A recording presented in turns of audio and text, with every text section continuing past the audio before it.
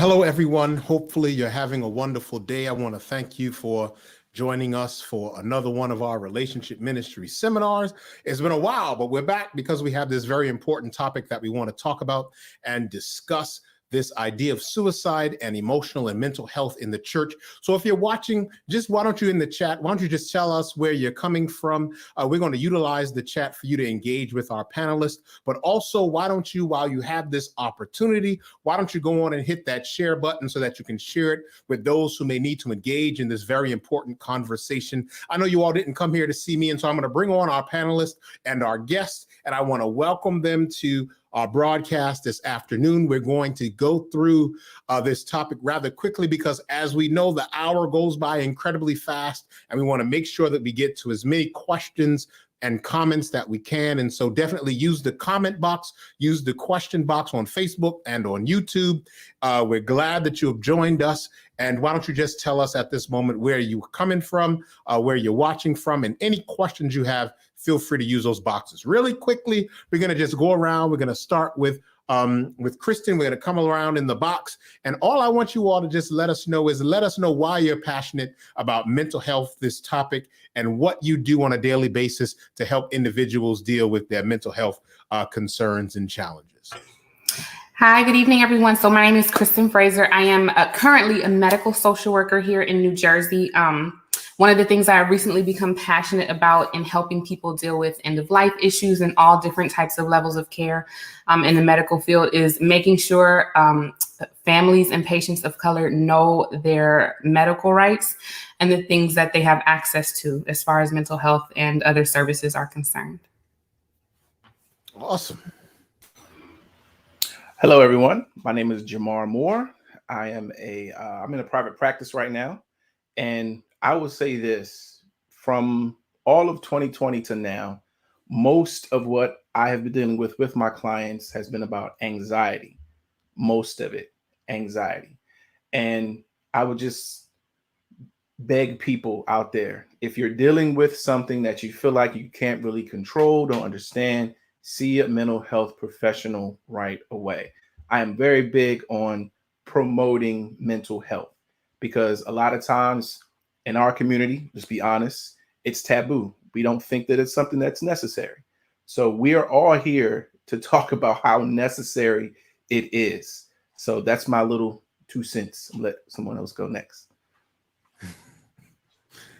Hi, everybody. My name is Morgan Johnson. I am a private practice clinician here in New Jersey. I also do some contract work with the mobile response team as well. I would definitely agree with Jamar as it relates to the influence of anxiety as it relates to COVID-19 and just everything that's been going on right now. My passion is working particularly with adolescents and helping them to understand that being a teenager is not the totality of your life. And so understanding what you're dealing with right now will not last forever, but creating healthy coping skills and talking with somebody, normalizing, expressing your feelings so that when you become an adult, you're able to manage life as it happens in a healthier way. Awesome. All right. Good evening. Good afternoon, everyone. My name is Moses Njuguna, and I'm the pastor of New Maranatha Karibu in Jersey City, New Jersey. I also work with patients, especially those who are dealing with trauma. My background, I'm passionate about trauma, and I actually started off in substance abuse. And then the more I studied about trauma, coping, and resilience, the more I've come to see that it actually forms the core of many of the mental health disorders that we deal with. And so on every single day, I deal with people, whether they be Christians or non-Christians, whichever background, and especially people of color and immigrants is where I find most of my work being from.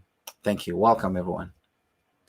Yeah, Moses didn't let everybody know he's a psychiatric mental health nurse practitioner. So he's our prescriber on the line. He's a humble guy, so he's not going to tell everybody. Yeah, Janelle, go on, hop on, and then we'll go forward.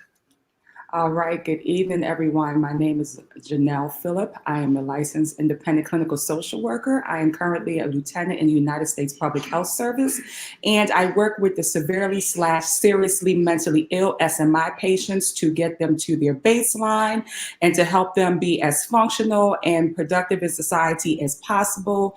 I have worked in I've worked in so many different areas of social work, but my passion and why I entered this thing is about trauma, and my passion is around healing trauma for Black folks, historical, intergenerational, all of that. So my area is trauma. So I'm passionate about us. I love everybody, but I'm passionate about us and having us live our whole and our best lives, restoring ourselves to sovereignty. And with that, I'm turning that back to you, Doc. All right. So obviously, we have a great panel together. I know that we're going to get into a lot of stuff. And so I'm just going to just start off the break before we get into sort of suicide. Why is emotional health and emotional wellness an important topic for the church, specifically the Black church and the Black Adventist church, to be engaged in? What makes it important? You all just go on and wrestle with that, man. Okay, I try not to be first because I got a big mouth, but I'm gonna go ahead and jump in there.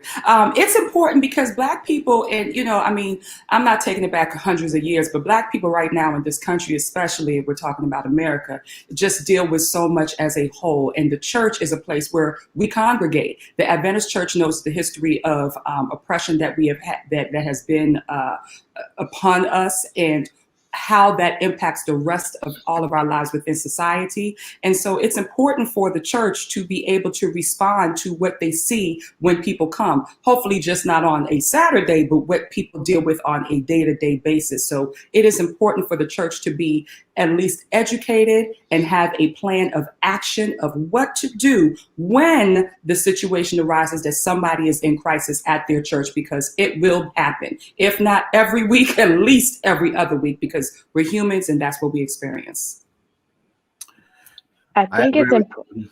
Go ahead, Morgan. Okay. I think it's important as well because again, in the Black community specifically, a lot of people will trust their pastor or trust what they hear at church more than any other place in the community. And so while mental health is something that we're talking about outside of the church, it's important for people who may not trust what they see on social media or what they see on television or in the news to come to a safe space and hear truth, hear facts, and hear important resources that will be able to help them, and not just getting them ready for eternal life, but allowing them to mentally and emotionally have abundant life while they're living on this earth. Yeah, I agree with you, Morgan, because I think studies have shown that, especially for the Black church, this is where people come first when they have a crisis in their life. And so just like you said, whatever their pastor says, and even some of the members of the church community, whatever they say, people of authority, will weigh very heavily on the decisions they want to make. But also for the Adventist church, our health message has always centered on a holistic approach to health. And when you listen to that, sometimes you come to discover that the mental health or the emotional wellness part is either missing, and or when it is present, it's only a small bit of it. The focus is always on, all these other things that we need to do. And so I think time has come for us to, especially as Adventists, to advocate strongly that mental health, emotional wellness is part of holistic health. And, there's so many things that can be said about that, but I think emotional wellness is a continuation of what we advocate for in the holistic continuum of health. So Here's my next question, right? And I want to thank you all for that. But what are some of them, as we talk about suicide, right? What are some of the warning signs of suicide and self-harm? And if you can share a little bit, some statistics on what suicide is. This is the definition of suicide from the CDC. Suicide is death caused by injuring oneself with the intent to die. A suicide attempt is when someone harms themselves with the intent to end their life, but they do not die as a result of their actions. I don't like that definition, but that's from the CDC. Anyway, so sort of give us some warning signs of suicide and self-harm and why it's so important for us to discuss, walk through, and talk about it. Well, I think the warning signs are important because if you're not aware of the signs, then someone can walk past you every day, every week at church, and you have no idea. Mm-hmm. So it's important to know if you're hearing someone talking about what would life be like if I wasn't here. Maybe I am not that important, so I don't need to be here. And here's one that I personally experienced that a lot of people don't really pick up on. When I was in the Navy, I had a gentleman that he went AWOL and they found him. He came back and he started to give away things, like big things, just because he wanted to give away his truck, his brand new TV.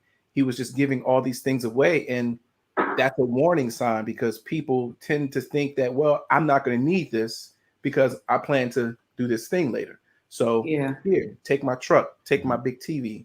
But these are warning signs. Another thing is that when someone goes from feeling life is over, I want to end it all, to one day, everything's fantastic, everything's great.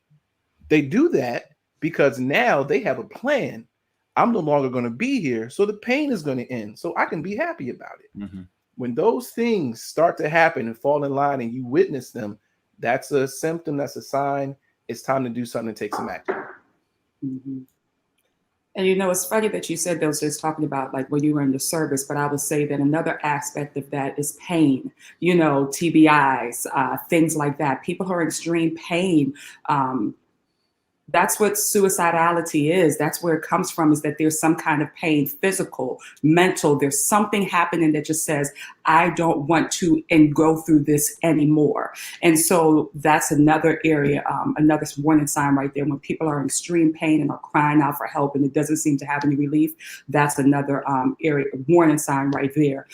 Having a serious, certain mental illnesses also as well are tied into suicidality. So having suffered from extreme depression, things like that are also tied to suicidality as well. Having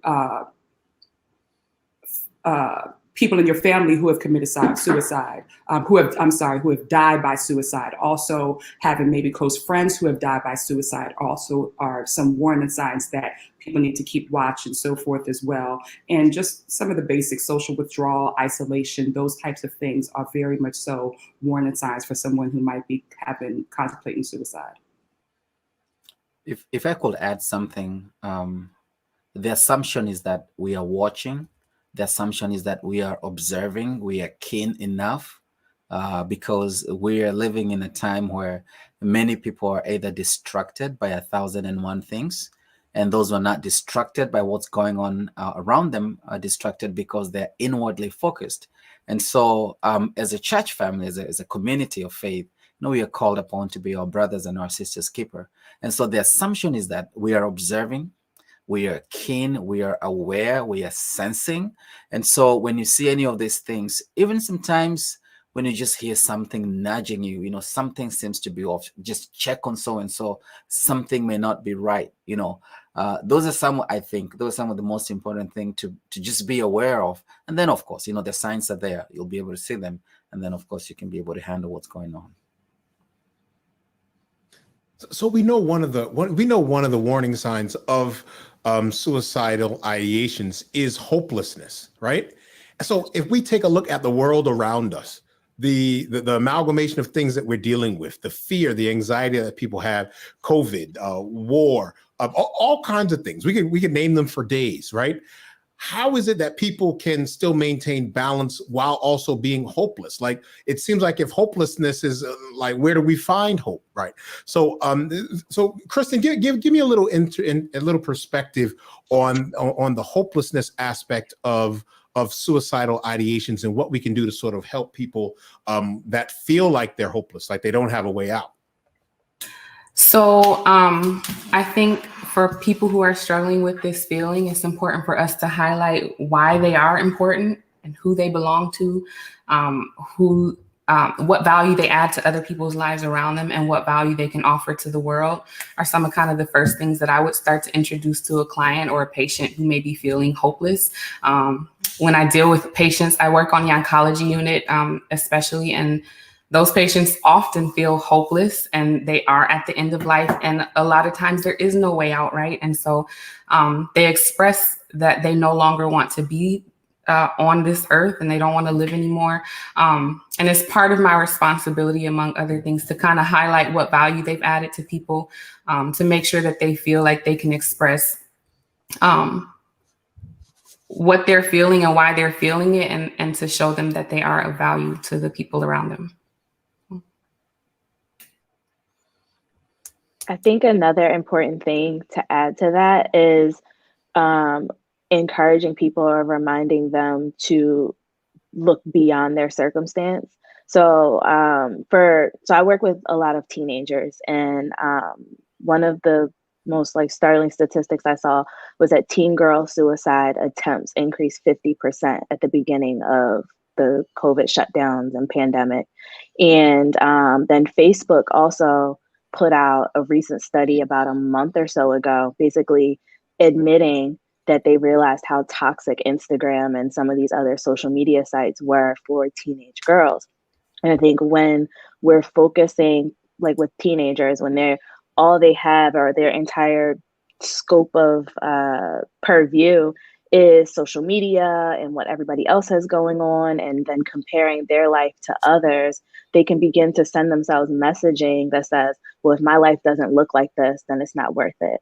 Or if I don't have this, then I don't deserve to live. And so encouraging people to guard their gates, monitor what you are allowing yourself to see. You know, the news and everything going on in the world can be very heavy. And yes, it's important to stay informed and understand what's going on, but it's also important to understand what your limit is. Mm-hmm. And when you're taking in too much negativity and taking in too much unhealthy information. And so by working with clients, for me, working with my clients to be more mindful and present in what is actually happening in their world, and not just focusing on all of the many things that are going on right now that can produce anxiety or perpetuate anxiety that you're already living with, I think is helpful as it relates to hopelessness. A big thing that I've seen a lot as well is a lot of what both of you were talking about will come from the absence of boundaries, how we don't set up healthy boundaries with work, with friends, with family, with everything in our life. And some of the anxiety can go way down once we start setting up healthy boundaries. What is a healthy boundary? The number one healthy boundary I found is the word no. No, I'm not able to do it. Or no, I can't help you today because I'm having a bad day, because I just don't feel it today. Something's not going well with my spirit. I can't handle it. The word no is a great way to set up some boundaries. And just imagine, if you think back, everybody out there, if you're thinking back for your week, how well would your week have gone, or how better would it have been if you just said no to a couple of things this week, where you could just say, no, I can't do that, and have that time back for yourself so you're not stressed out. We've got to start creating healthy boundaries to not eliminate, but decrease our anxiety. If absolutely. Oh, go ahead, Doc. No, you first, please. I just love what you said about that. Like, these things here are such a blessing and such a curse, all at the same time. we feel that because we have these things in our hands or in our possession and we have access, we wake up, first thing we are doing is checking email, checking Instagram, going through all of these things at one time. And it is putting a lot of stress. When we're talking about emotional wellness, we don't even have a time to take a break to really even figure out where we are. We don't know where we are. We just wake up and all of these feelings are there because we're not even having time to ourselves to kind of just reassess and to check into where we are. And I love that whole thing about no and about boundaries. I'll say this for myself. I am one that is very, what I see is very impactful. I don't do horror movies or any of that stuff. I ain't watching no sad stuff at the end of the night when I'm about to go to bed, because it literally impacts how I feel and how my mind goes. And so one of the things, I cannot tell you the last time I have actually watched news. I will read some things and read highlights, but these are things that I had to take time to figure out what helps me, what helps my mood. Because what I noticed is that in the line of work that I do, and especially when I was in a certain area dealing with incarcerated folks, the stories I would hear, the traumatic things that I would hear, I would experience, coming in and adding on to that would bring me down. I'm like, why am I grumpy? Why am I so down? Why am I so blue? And that's because I was not setting those boundaries. I was not allowing myself to have time for reprieve. And I had to set that so that I can maintain my own mental health. Let me just add here and say, in the issue of boundaries comes with self-awareness. And I think part of the big issue that we have, we've not taken time to be self-aware. I don't know how much I can take in. I don't know how much I can handle before all my protective factors, all of them come down. And therefore, just 10 minutes a day, to center yourself, to see what's going on, to find out what you're feeling and what you're thinking, helps with self-awareness. Of course, it goes on to help with setting those healthy boundaries, not just boundaries of any way, shape, or form. They have to be, healthy. But coming back to your question, Dr. Defoe, on the issue of hopelessness, of course, all of us are aware that when you're speaking with a patient and they say that they're helpless, we can handle that. When they say they're hopeless, that's when you start, having all these, alarms going out, because when a person comes to the point where they say that they're hopeless, then they're at risk for doing something that's going to be harmful. Let me speak from the point of clergy in our church settings as pastors. Many times I think it's, I think things are changing, praise God. But historically, for a long time, it was very difficult for you to listen to a sermon and come out of that place uplifted and happy and hopeful. And you find sometimes our theology was more on beating people down, making them feel guilty so they can come back and, repent because they're full of sins. And there's a place for that. And I do agree. But when a person comes to a church setting, they've come to a church community, they need to be able to leave that place feeling hopeful, and not just hopeful because some platitudes have been thrown out, because of who our hope is. Our hope is centered in Jesus Christ and God who keeps promises. And so when we intentionally become a hopeful people, we provide a safe space where people can feel hopeful. I think it will go a long way to even prevent things from getting as bad as they might get when we are not a hopeful people. Yeah. So the two things, right, Moses, that I heard you mention. The first is we can use that clinical term of centering ourselves, but there are people that are watching that are like, yo, what does that mean, right? So I want you all to explain to people when you say centering themselves, or use the term mindfulness, what that actually means. But since Moses, you brought it up, we might as well just go there now. What does a safe space look like? And then what does a safe space within a sacred space or a church look like? So let's start with the clinical terms we used, and then let's talk about what a safe space should look like for people who are struggling with their mental or emotional wellness. A safe space, like in a church setting, or in a safe space, a safe space period, and then in the safe space in the church. But I want you to tell us what you meant by centering first. Okay, sure. Yeah, let me start with that. Centering, basically what it means is when you meditate, and it is not emptying your mind, it is filling your mind with the word of God. All right. A place where you can just sit down and ask yourself some probing question. How am I feeling? What am I feeling? What is causing this? Okay. And then you can go back. What did I do to make this happen? What did I encounter? Just things like those. And you're able to get some insight as to what's going on within yourself. This has got nothing to do with Eastern meditation and transcendental meditation and things of that nature. No, that's not what I'm advocating for. It's what clearly the Bible says, sitting down, meditating, having a pause, a stop. Let me gather what's going on before I can move on. Anyone else want to tackle the mindfulness thing? I think that was you that brought that up, Janelle. Help people, because and you know why I'm asking, because these are terms that are taboo terms for especially Adventists and Christian that think. So I want us just to delete that from people's minds. So that's why I'm asking. So give us an idea about this mindfulness stuff too. Help those good Adventists, because not me, but help those good Adventists understand what that means. Well, mindfulness is actually a very supported research-based methodology of helping ourselves to focus right on the present. You see, a lot of our stress and anxiety comes from fear of the unknown, fear of the future. We're always ahead of time. What are we going to do for tomorrow? How am I going to make it? This pain doesn't stop if I'm in pain later on. A lot of these things helps us to come back to the here, now. Where am I? What is happening right now? Can I breathe? Are my fingers moving? What do I see? Centering in. And I love what Brother Moses said. It's not emptying. We're not emptying ourselves. I think that's this whole thought that we're like pushing everything out. No, what we're doing is filling ourselves with what we do know, what is real, what is sound, what is happening right now at this moment.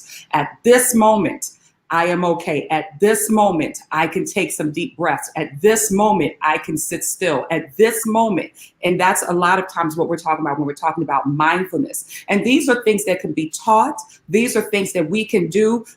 Like I said, the phone is a gift and a curse, but praise God for YouTube and some of these things, because we can do some of these things every day right where we are.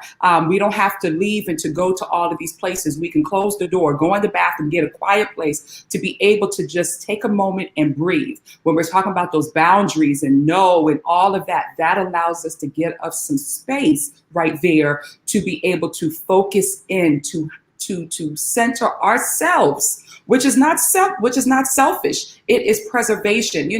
They say like if I know we've heard this thing so many times and I hate using it, but it's a great analogy. When we talk about on the airplane, you put the mask on and you help everybody else. We've heard this 100,000 times, but yet for some reason for ourselves, we're like, no, we got to keep giving and going and going and going. And we're at our end and we're overwhelmed. We don't see the future. We can't tap in. These things are to help us in the day-to-day so that we don't have to always get to the edge to try to figure out how to pull back. So if we try to practice these things regularly, we hopefully will not get to these extreme places. We'll have a reduction in getting to those extreme places. And that's what we work on through teaching mindfulness and those types of things as well. Yes. And I'm going to just piggyback on what you're saying. A lot of times as Christians, and I'm just going to make it broad, as Christians, all right, we feel like we're supposed to be immune to suicidal thoughts and immune to these problems that come our way because we have Jesus. And Jesus was smart enough to know who I believe was the greatest psychiatrist ever was Jesus. He was smart enough to tell us, what you worrying about tomorrow for? Let tomorrow worry about tomorrow. You focus on right now and focus on me. Once you do that, now there's a shift. Now you can focus on that mindfulness. You can fill yourself up. And what I always tell my clients is, let's go on a fact-based journey. You feel like there's something coming up that's going to be wrong or destroy you. What evidence do you have to support that? Mm-hmm. Well, I got a bad grade. I'm going to fail school. I have a bad feeling. Yes. What? Now, here comes the feelings and the emotions. And we all know CBT. Once we have that thought, turns into a feeling. That feeling turns into a behavior. The behavior, it's a spiral effect, okay? Once we can control what we're thinking, get that mindfulness going, now how are our thoughts going to turn out? it's going to be a completely different outcome because of what we're doing. God gave us emotions for a reason, people.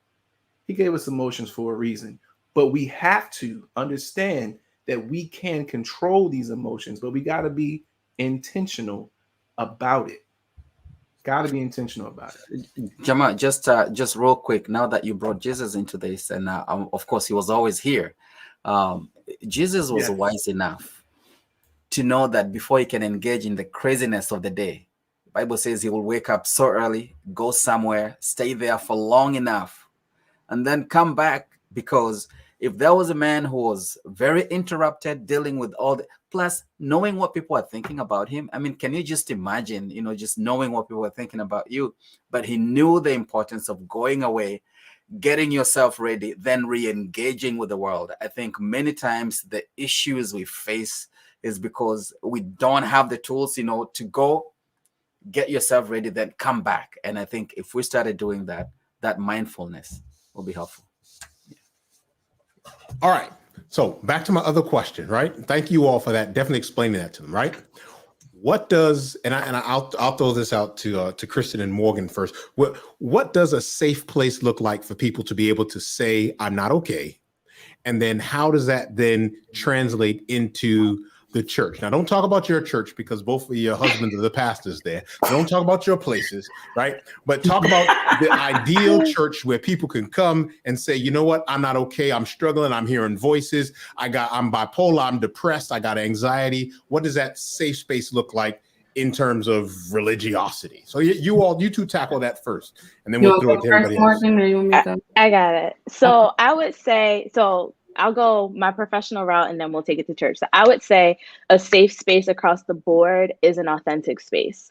A lot of times, so when we were in school, whether social work school, counseling school, all that stuff, let me say this nicely, the white ways that we were taught to do our jobs were to be disconnected, to be very stoic, disengaged, and just pull the truth out of our clients. But what I've noticed in practice and in real time is that the clients that I do the best work with are the ones that have seen the real me, and get the real me. I dealt with a situation earlier on this year where I had a client that had a plan dealing with suicidal ideation. And as much as I hated having to make the call, she was a teenager. So as much as I hated having to make the call of like getting her parents to take her to the ER and all the things that needed to happen, I knew that if I didn't follow through and I just wiped it off as just a teenager just acting crazy, then she wouldn't trust me as a clinician to be like, I took her word seriously. And although she did not actually want to go through with it, the fact that I was my authentic self helped actually improve our relationship. Translating that into the church world, I think the biggest critique of church is that we're fake, we're hypocrites. You show up on the weekends, dressed a type of way, speaking a type of way. I jokingly say with my friends, I want to learn how to pray in King James English, because you get to church and everybody's like, oh God, thou art, blah, blah, blah. And I'm like, I can't do that.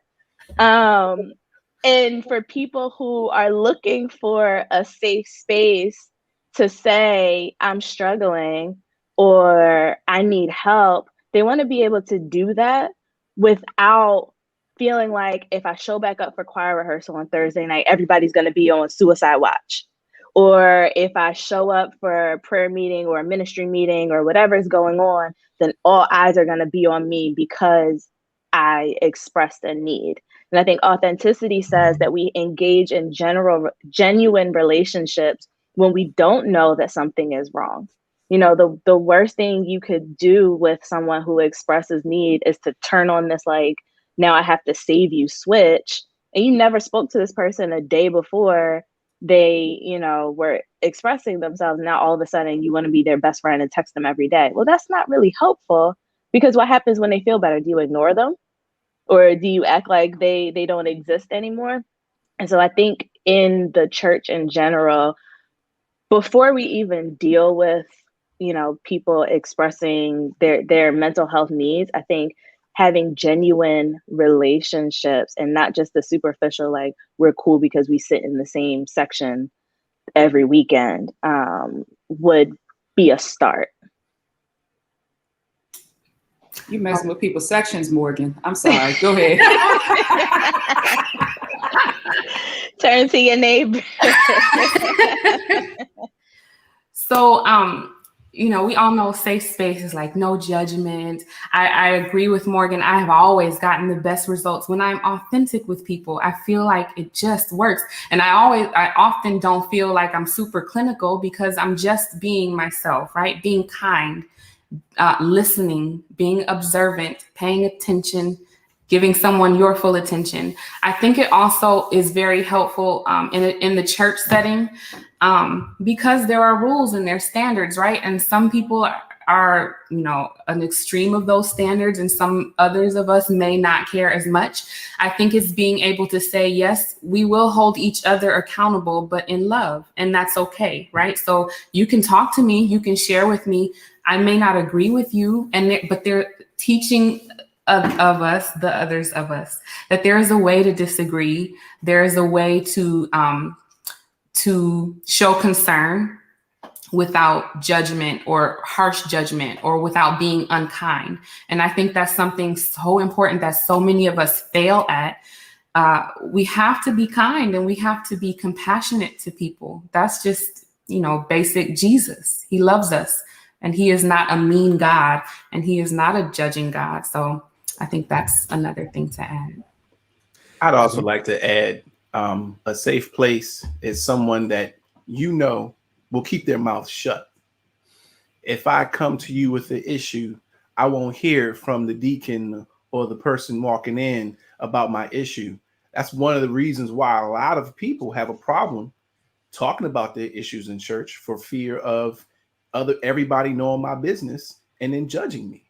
So if I know I've got a place to go where trust has been built, where I can share my concern or my problem, my issue with someone, and it's going to stay right there, and it's going to be a judgment-free zone, that's a safe place. And a lot of times we lack that in our church, or we don't know where those people are in our church. And I think if we can start to create that, we have a lot of groups and ministries and all that, but sometimes that person or that group isn't known. This is a safe place. This is a safe place. And we need to start to create that. And the role that people who are suffering with things like trauma, spiritual trauma, even trauma from a spiritual environment, and then taking the risk, of course, with all things that traumatize people, there's a hypervigilance that comes along with it, right? And so they're already concerned coming back into church, and then they're re-traumatized by someone talking about, their clothes, or talking about the way that they smell or how they present or whatever the challenges are. And in churches, we get so ingrained into what people do as opposed to looking for the why they do it, right? And so one of the things that creates a healthy, safe space is understanding that we all have a why. And if we could look past the what sometimes, we could really take people and really help people where they are. But we sometimes can't see it because we're so focused on sin as opposed to the sinner, which Jesus did differently. Jesus was focused on the sinner and not necessarily on the sin itself. So that's one of the things, right? So we're going to take questions soon, but I think that there's some more that we need to sort of dig the ground here. So for someone who wants to have some real baseline information as to what they can do in their local congregation, in their churches, in their relationships, to help people have more authenticity, to help people be able to express their feelings, their concerns to them. What are some practical things that you all think that they can do? Like put legs on authenticity for them. Sorry. I think it begins with just that one person. Begins with you. I think, as Jamar has said, if I know that I can talk with so and so, and they will keep their mouth shut, but also they'll be helpful. It just begins with that one person, Barnabas, the son of encouragement. And then hopefully more people can start learning from that, because people catch, they catch instead of being taught. And then it will take some time, because we are dealing with a system that has been there for years and years and years. And even people who are suffering sometimes feel much better when they point at somebody else who is suffering. Sometimes makes them feel a little bit better, like I'm not as worse as this other person. But I think, it begins with one person. And then, of course, if you're a person of influence, if you're a pastor, if you're a first lady, if you're the director, okay, it can do a whole lot more. Your influence has a very big impact. You're one person, but you have a very big impact. I'll say within, like, for instance, a church. Now, you have churches of all different sizes. I'm speaking specifically to this angle of churches. So you have churches of different sizes. Some churches have more resources than others as far as physical bodies. If you're in a larger congregation, have a medical team every week that's just standby on duty. That doesn't mean, being on duty doesn't mean that you are necessarily solving the problem. And I think sometimes they think that you're going to solve that problem. If someone's coming to you overwhelmed, you're not going to solve that problem within 5 minutes, and nor is it up to you per se to solve the problem. What you are is a guide to help them get to the resources and to be able to solve that problem and to help them along that path. So having a team, 1 or 2 people in a team it's always nice to have somebody as a backup and just to support. I'm there to help with whatever is necessary to be able to say, hey, what's going on? Well, they've already sat and they know the resources within the community. They already know what's available around there. They already know which numbers that they can call and who they can tap into. And so they're connected with what is necessary if somebody is having a crisis or an emergency. There's also psychiatric first aid. I believe that's what it is. That's something that's almost available to everyone. So if you're in a smaller congregation, then go ahead and get that set up or connected. Psychological first aid. I think that's what it is, not psychiatric. Psychological first aid. Mental health first aid.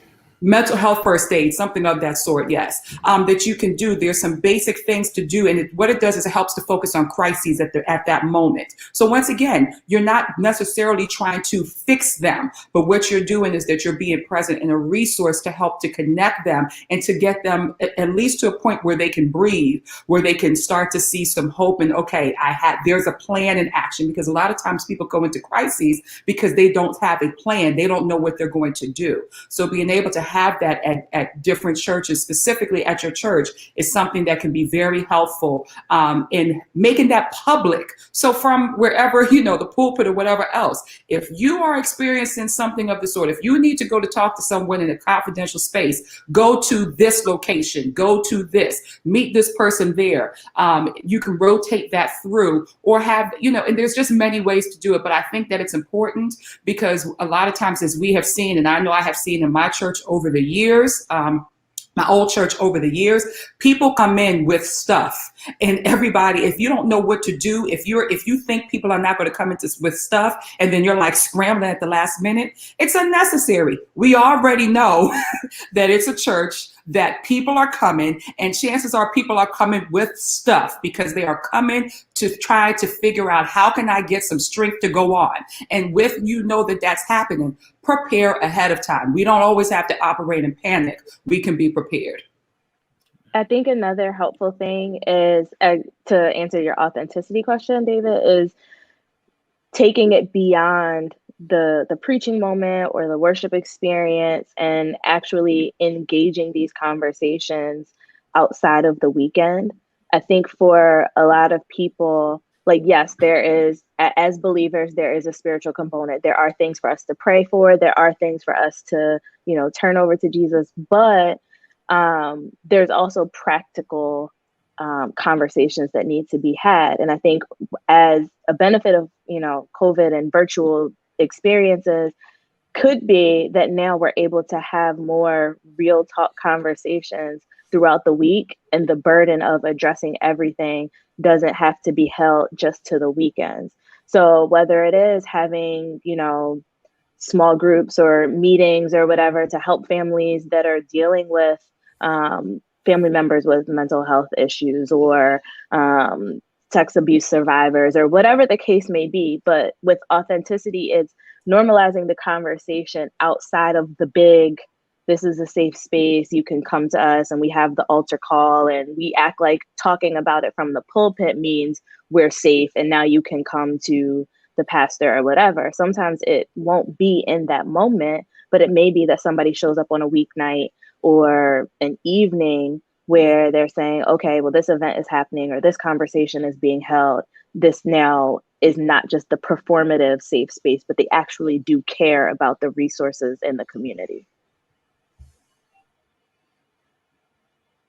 So really quickly, right? So we have 13 minutes left, and we got to take some people's questions, right?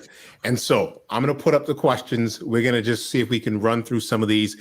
And if you have questions and you're watching, by all means, put them into the chat. And then we're going to ask you all, we're going to end on, what if I know someone who's expressing suicidal ideations? How do I get them help? That's where we're in. But let's put up some of these questions. This one comes from Pastor Wade. Since addressing mental health is taboo in some churches, what can be done to help churches like that change?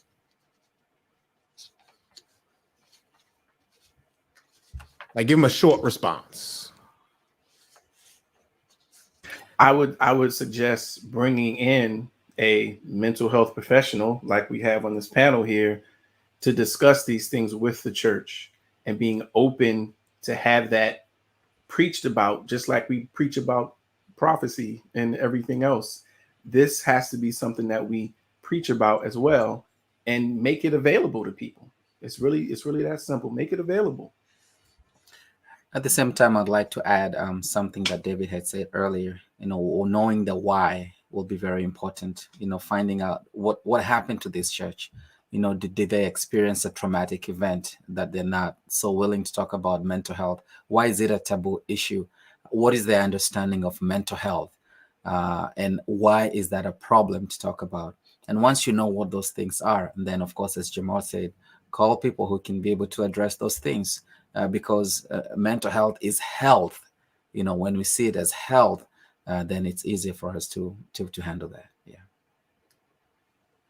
And I think, probably for some churches it's taboo because once we think that everything can be prayed away. My t-shirt says prayer is a weapon, therapy is a strategy. No, we have the evidence within the Bible that things additional to prayer are all necessary interventions. If we have a headache, we're going to take some medicine. Yes, we'll do all the natural stuff. I get it. Don't come shooting for me because, we know water and everybody now is taking sea moss. I got that. But sometimes we need a little bit more with our bodies. And it's the same thing for our mental health. We need a little bit more, and that is okay for us to do. And so having an understanding that prayer is a weapon, but we also need strategies. And so if we have a strategy, then the church does not have to be afraid of addressing it. Because sometimes it's that fear of what else, also with the fear of what happens if somebody comes and they're feeling, suicidal. What am I going to do?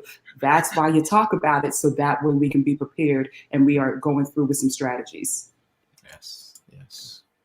Now we got this question from my friend. I don't know why he didn't just come downstairs and ask you himself later on, Morgan.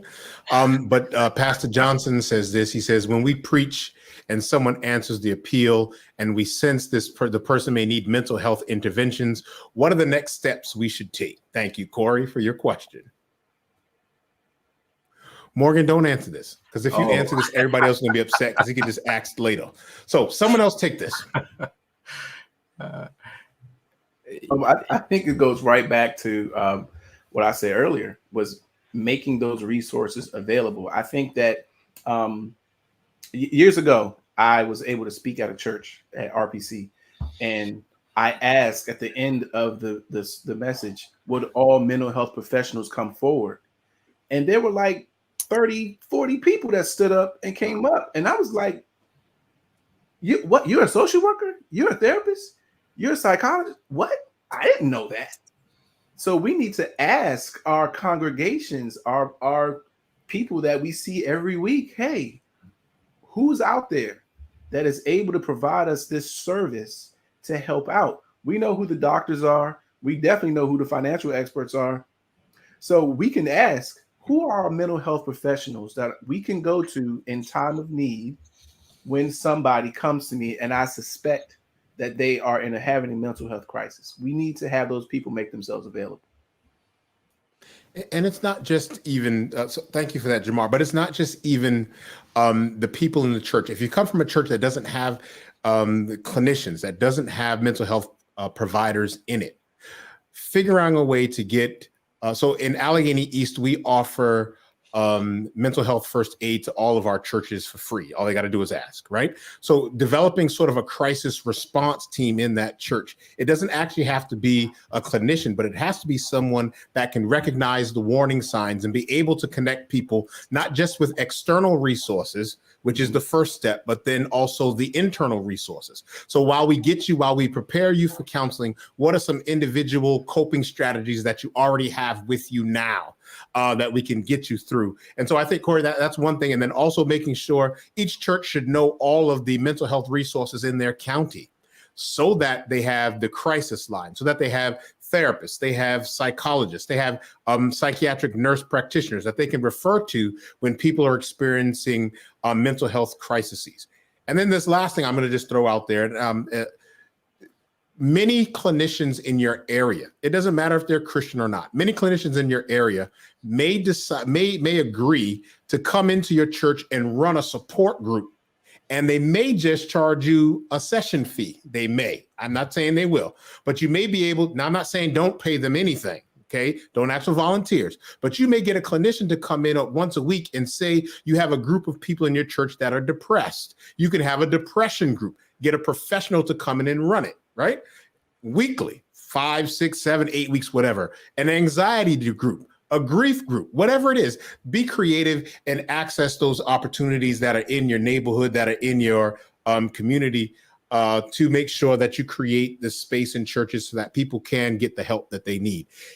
Limitations are just almost important as having resources. Know what you cannot do and what is not in your purview or in your responsibility, right? All right, cool. Anyone else? Anything else to add to any of that? All right. No, I just want to say I love what you were saying. And right now, while people are still in a hybrid of online, and Morgan, I think you were talking about Kristen, I think you were talking about that before, but the hybrid of being online or being physically in the church, so many people have Zoom accounts and so forth.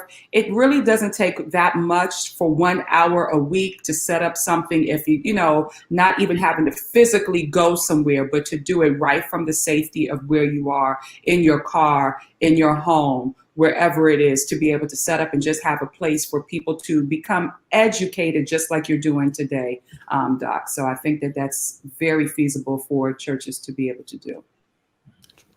And So to just one more thing, but to piggyback off of that, especially as churches are kind of preparing their reopening strategies and all of that, I do think that mental health is something that needs to be a part of the checklist of things to prepare for, be aware of, even if right now you find, pastors or leadership teams find trainings to be prepared, because we don't know what types of experiences of anxiety and social anxiety that may come from gathering in groups again. We have this idea of like everybody's excited to get back and we've been waiting, and we are, but we also don't know what this amount of time away from gathering in large groups for some people may manifest. And so for churches to have as a part of the preparation to return,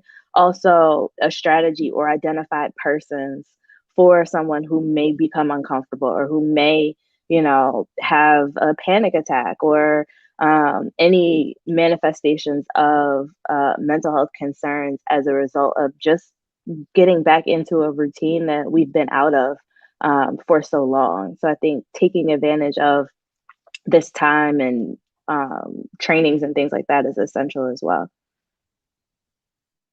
And understanding that not everybody is going to have the ability to come back. And so, there's a lot of people still living in fear, and rightly, we probably should, but some people can't come back or won't come back. Well, how does the church also minister and approach those individuals who have too much anxiety now. And then those people that come back and, the people we always saw are no longer there. Like, they're dead. Like, what then do we do? So we have to be prepared for all of those things, right? All right. So our last question, we're going to end with this, and then I'll ask you all for your takeaways. So I don't want to take up more of your time. But here's what: what if we find out that a friend, relative, someone we know, or even ourselves are contemplating suicide? What do we say? What do we do? Give some folks some advice for those people that are struggling, that they need to get some help for, or maybe themselves, they need help.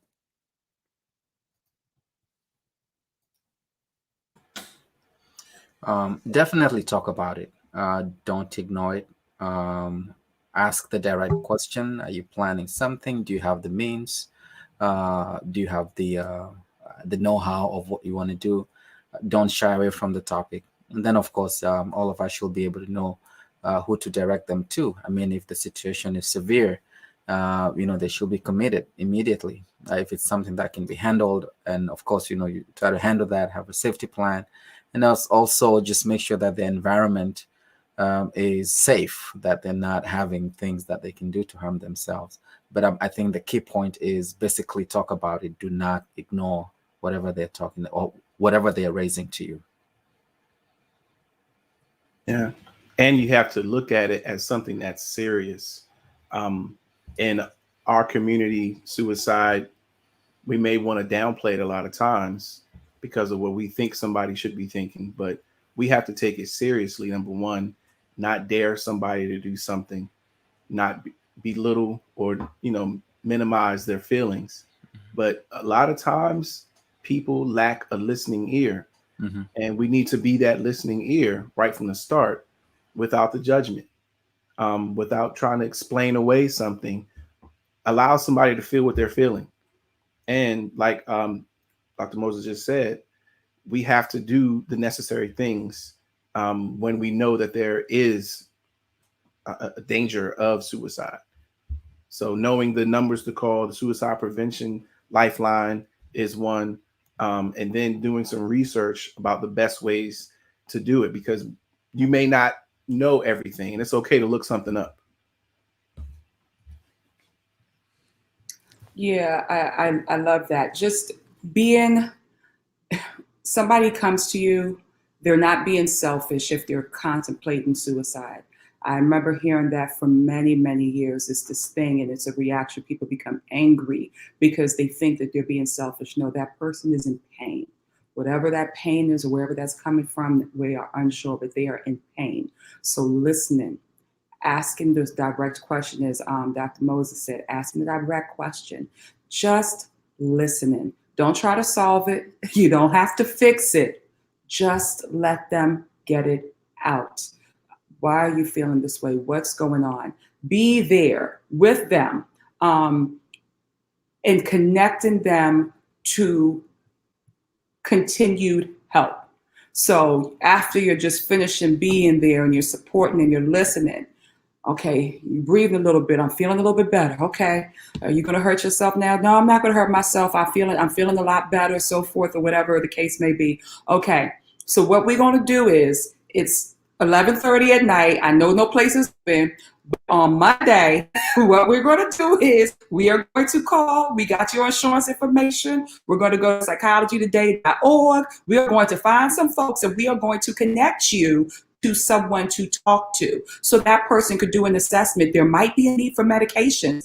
I love science. Praise God for science. You might need some medications to help you. You may or may not. But like I said, we don't need to be afraid of these things. These things are a blessing from the Lord. He has given us the capacity that we don't have to sit in pain, that there are things we can do to help ourselves, to help ourselves. And so that way you can be connected to professionals to get continued treatment and care until the point that you're stable. And then maybe at that point, it's just check-ins. Who knows what the future is, but we don't just leave them there. We connect them to the next step as well. All right. So we're going to do takeaways because we're out of time. And so what I'm going to do is I'm going to start this time with Janelle. We're going to go up the box this time. And just give give everyone in 30 seconds what you want them to take away from this conversation. What do you want to suggest to them? What message you want to send? We'll give you that time, and then we'll call it a day for today. We do not have to live in pain. We just don't have to stay there. We don't have to be depressed or at all times. We don't have to feel anxiety at all times. I know it's not going to be perfect every day, but we don't have to stay in that space. There is help available. There are resources available. And people do care. Open up. You don't have to go through it alone. You don't have to be in that space by yourself. Open up, talk to someone, connect. And if it doesn't work the first time, just keep trying again. The Lord is there, and he is not willing that you should just die and that you should suffer. He wants to relieve it. Thank God for the Holy Spirit. She is walking with you side by side. Reach out, call someone, call the suicide hotline. Just know that you don't have to stay in that space of pain. Whew, amen. Amen to that. I will say amen. Thank you so much. Let me just add and also say that emotions are more contagious even than physical germs.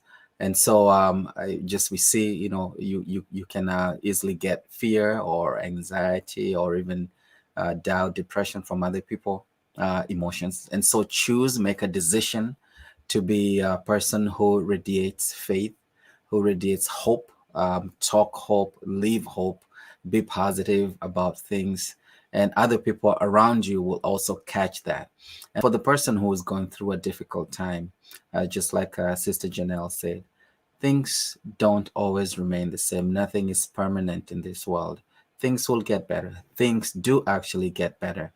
And of course, with help from others, with help from God, they will get better. And so you do not give up. You cannot give up. God bless you. Thank you. I just want to say, I think it's very important to know that there is no shame in having or struggling with mental health issues, whether it be depression, anxiety, suicidal ideation. There is no shame in it. We all have suffered from some level of trauma or anxiety or sadness, whatever emotion or description you want to call it by. We've all experienced it in one form or fashion. So just know that there's no shame in it at all. And please find somebody who can take you to the next step. So if it's not a licensed professional, maybe a friend that you trust who can lead you to the next step of a licensed professional, and so on and so forth. But there is no shame in it at all. I would like to say that you matter. Your feelings matter. Your problems matter. Your life matters. It is important. It may not feel that way, but you matter. And you should talk to someone right away, knowing that you matter. And it's okay. It's okay to feel that way sometimes, but you matter. You're important. Please talk to someone. If you don't remember anything else from today, you matter, and you should talk to someone. I would say to the person that is dealing with all of this, like everyone else has already said, Jesus gave us, or God gave us, emotions for a reason. We're supposed to feel, we're supposed to process, we're supposed to experience all that life has to offer, but we're not supposed to do it alone. We're relational beings, and so you don't have to walk any of this by yourself, whether it is professionally walking with someone or relationally walking with someone through the emotions. The reality is you don't have to and should not do it alone. We weren't created to do it alone. So someone who's dealing with it, you don't have to do it alone. For someone who may not be dealing with it, educate yourself, continue to have these conversations to learn how to be support, because it happens to more people than we think. And we never know when this will be at our doorstep. So it's important to be prepared so that if we're ever presented with someone in need, then we're able to be there for them. Thank you. Listen, I want to thank you all from the bottom of my heart for this very informative conversation. I want to thank those of you who came and also spent this hour with us: Kristen, Jamar, Morgan, Moses, Janelle, thank you all from the bottom of my heart. Thank you all for coming to watch and to learn. If you need resources for specifically suicide prevention or mental health services, you can locate them on the conference's website, which is visitaec.org/suicide, or you can go to the Relationship Ministries webpage to get those resources. Thank you all for spending the time with us, and have a wonderful afternoon. The Relationship Ministries Department of the Allegheny East Conference is a family of ministries that seeks to engage, enrich, and empower families, men, singles, couples, and parents to have healthy and whole relationships. To access the many resources we have available to you, your church, or your family, visit us on the web at www.visitaec.org/relationshipmin.